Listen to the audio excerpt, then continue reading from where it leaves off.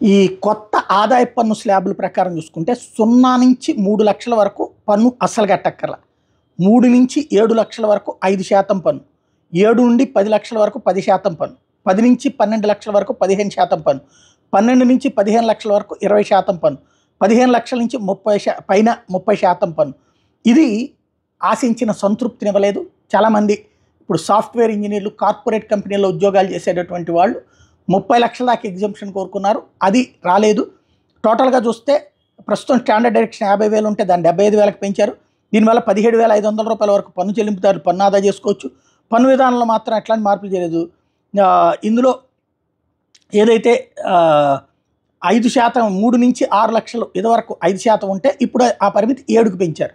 ఆ మేర స్లాబ్లో స్వల్ప మార్పు వచ్చింది. గతంలో 6 నుంచి 9 లక్షల స్లాబు 7 నుంచి 10 లక్షలకు మారింది, అంతే తేడా. దీంతో 10 లక్షల వార్షిక ఆదాయం ఉన్న వాళ్ళకి 10% పన్ను వర్తించబోతోంది. ఓవరాల్గా ఇది ఆశించిన సంతృప్తి రాలేదు ఉద్యోగుల్లో.